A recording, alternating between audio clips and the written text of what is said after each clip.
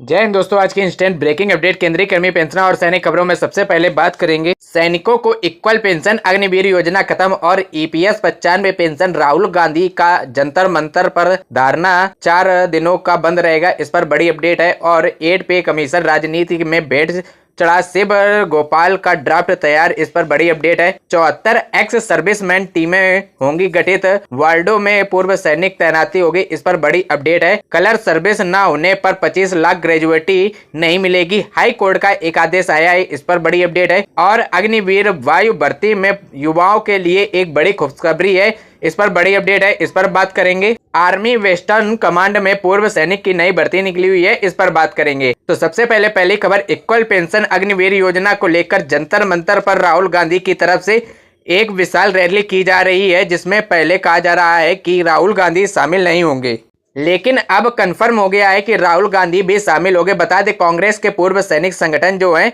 वो जंतर मंतर पर धरना दे रहे हैं और यह धरना जो होगा 11 मार्च को होगा। कांग्रेस के पूर्व सैनिक प्रकोष्ठ 11 मार्च को दिल्ली के जंतर मंतर पर हुंकार भरेंगे। राहुल गांधी और कई सांसद इसमें शामिल होंगे। बता दें, पहले ये कहा जा रहा था कि राहुल गांधी भाग नहीं लेंगे, लेकिन जो पूर्व सैनिकों का जंतर मंतर पर बड़ी मात्रा में पहुंचना बता रहा है कि यहाँ वहां पर अब राहुल गांधी भी आएंगे, क्योंकि यह रैली बहुत ही विशाल होने वाली है। 4 सूत्री मांगों को लेकर कांग्रेस पार्टी के पूर्व सैनिक दिल्ली में जंतर मंतर पर 11 मार्च को हुंकार भरेंगे। इस प्रदर्शन से लोकसभा के नेता, विपक्ष के नेता राहुल गांधी और कांग्रेस के कई सांसद इसमें भाग लेंगे। कांग्रेस पार्टी के पूर्व सैनिक विभाग के अध्यक्ष रिकॉर्ड कर्नल राम रतन नरेगी ने कहा है कि देश के उन तमाम पूर्व सैनिक जिन्होंने अपनी सेवा के दौरान किसी भी प्रकार की विकलांगता को प्राप्त किया है को पेंशन मिलती थी, वह पेंशन टैक्स फ्री हुआ करती थी। लेकिन केंद्र सरकार ने अब नए नियम पेंशन जो टैक्स के नियम के दायरे में ला दिया है। पेंशन को जो डिसेबिलिटी पेंशन होती थी उसमें टैक्स नहीं लगता था। उन्होंने कहा था कि पूर्व सैनिक इलाम के लिए ईएसएच स्कीम में सरकार के बड़ी धनराशि का भुगतान अभी तक नहीं किया जा रहा है, जिसकी वजह से अस्पताल में पूर्व सैनिकों को जो इलाज करने का कतरा रहे थे। राम रतन नरेगी ने कहा है, तीसरा मुद्दा सैनिकों को सम्मान का है और चौथा मुद्दा अग्निवीर योजना को समाप्त करके सेवा में भर्ती की पुरानी प्रणाली लागू करने का है। यानी कि एक तो सैनिकों के समानता होनी चाहिए, सैनिकों की बराबरी होनी चाहिए, अग्निवीर जैसे मुद्दे वो खत्म होने चाहिए। सैनिकों को समानता में इसलिए जरूरी है क्योंकि उसमें किसी भी ड्यूटी कर रहे हैं, किसी भी एमएसपी दी जा रही है और किसी को एमएसपी नहीं दी जा रही है, और वहीं ड्यूटी करने वाले एमएसपी किसी को कम दी जा रही है। अग्निवीरों को एमएसपी मिलती है, जेसीओ ओआर को एमएसपी कम मिलती है, और जो हाई ड्यूटी करते हैं उन्हें एमएसपी का फायदा सही से नहीं मिल पा रहा है। इन जैसे कई मुद्दे हैं, इसको लेकर यह रैली की जा रही है। राहुल गांधी शामिल होने पर इस रैली ये समझ ली गई है कि यह विशाल रैली होने वाली है। यह रैली 11 मार्च को होगी, जो पूर्व सैनिक के लिए जंतर मंतर पर होगी।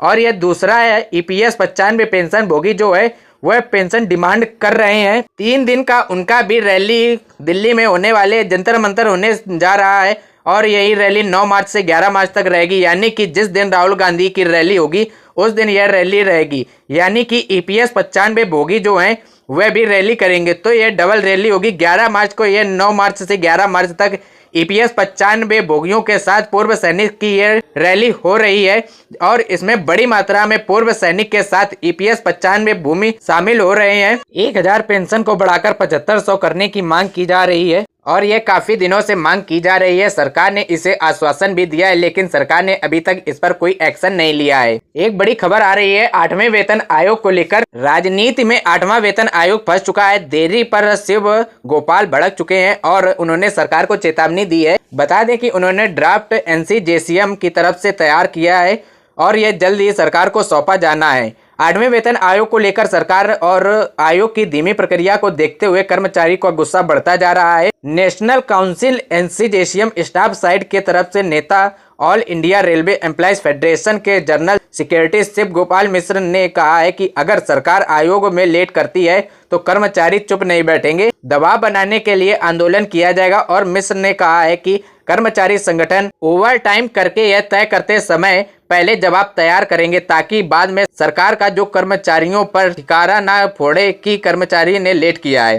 कर्मचारी अपनी तरफ से सारा काम पहले से ही ड्राफ्ट तैयार कर लेंगे। अब आयोग ने उन्होंने मीटिंग के लिए बुलाया गया है और ये जो ड्राफ्ट हमेशा तैयार रहेगा। चुनाव को ध्यान में रखते हुए मोदी सरकार फैसला लेती है, यह उन्होंने आरोप लगाया। उनका कहना है कि सरकारें हमेशा चुनाव का गणित देखकर ही फैसला करती है। मौजूदा सरकार उसी हिसाब से चल रही है, इसलिए कई कर्मचारियों को लगता है कि 8वें वेतन आयोग की रिपोर्ट अभी उत्तर प्रदेश चुनाव के आसपास आने की संभावना है, क्योंकि यह उन्होंने आरोप इसलिए लगाया है। उनका कहना है कि 8वें वेतन आयोग की घोषणा पर पूरी तरह से राजनीति माहौल की जा रही है। दिल्ली चुनाव के समय सरकार ने ये ऐलान किया है कि जल्द ही 8वें वेतन आयोग को लागू किया जाएगा, लेकिन घोषणा के बाद करीब 10 महीने तक सरकार ने सन्नाटा रहा है और कोई ठोस कदम नहीं उठाया। बिहार चुनाव के पहले चरण के वोटिंग से ठीक एक दिन पहले सरकार ने रंजना प्रकाश देसाई की अध्यक्षता में वेतन आयोग के गठन की घोषणा की है।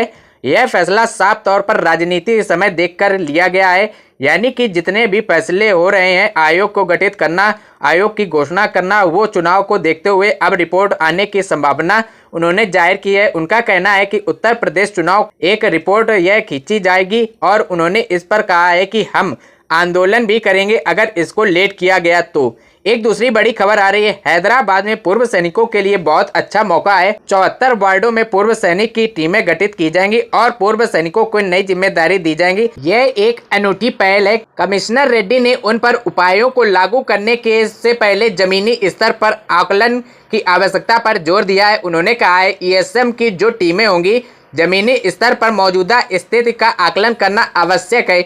उनकी भूमिका केवल निगरानी करना नहीं बल्कि चुनौतियों का सामना और समाधान खोजने के लिए भी समुदाय के साथ मिलकर काम करने के लिए उनकी टीमें काम करेगी। यानी कि एक्स सर्विसमैन की 74 वार्डों में अब टीमें तैयार की जाएंगी। स्वच्छता अभियान को बढ़ावा दिया जाएगा और स्वच्छता में क्या कमी है उनकी निगरानी करेगी। कहाँ पर दिक्कत आ रही है स्वच्छता में, ये टीमें एक्स सर्विसमैन की टीमें करेंगी।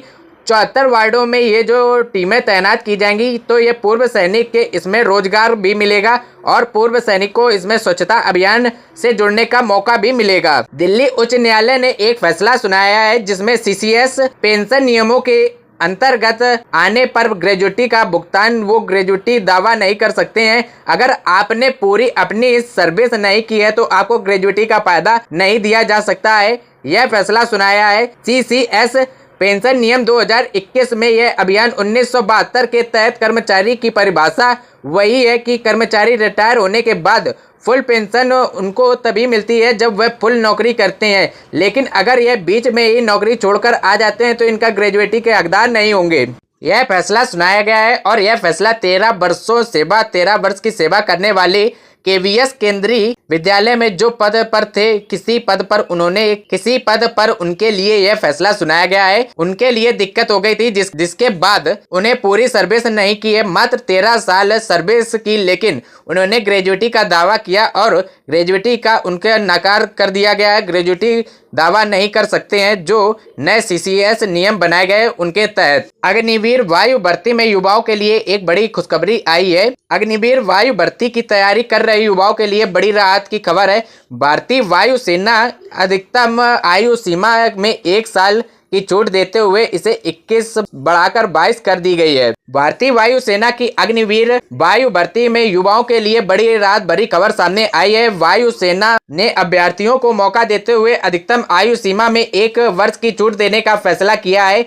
अब यह पहले से अधिकतम आयु सीमा 21 वर्ष तय की गई थी, अब वहीं इसे 22 वर्ष तक युवा इसमें भर्ती के लिए आवेदन कर सकेंगे। इस फैसले से उन युवाओं को बड़ा फायदा मिलेगा जो आयु सीमा के कारण पहले ही आवेदन नहीं कर पा रहे थे। जोधपुर में स्थित वायु सैनिक चयन केंद्र सरकार के कमान अधिकारी अभिषेक कटोच ने बताया कि अग्निवीर वायु भर्ती के लिए ऑनलाइन आवेदन की प्रक्रिया 3 मार्च से दोबारा शुरू कर दी गई है। इच्छुक अभ्यर्थी आधिकारिक पोर्टल पर जाकर आवेदन कर सकते हैं। आवेदन करने की अंतिम तिथि 10 मार्च निर्धारित की गई है, इसलिए अभ्यर्थियों को समय रहते आवेदन करने के लिए सलाह दी गई है। हाल ही में जारी किए गए कोरिजिडम के माध्यम से वायु सीमा में बदलाव की जानकारी दी गई है। नए नियमों के अनुसार ऐसे अभ्यर्थी आवेदन कर सकते हैं जिनकी जन्मतिथि 1 जनवरी 2005 से 1 जुलाई 2009 के बीच में है। इन दोनों तिथियों को सामान्य माना जाएगा। इस पर बदलाव के लिए अधिक संख्या में युवाओं की भर्ती प्रक्रिया में शामिल होने का अवसर मिलेगा। अग्निवीर वायु भर्ती के माध्यम से युवाओं को देश की सेवा करने का मौका मिलेगा।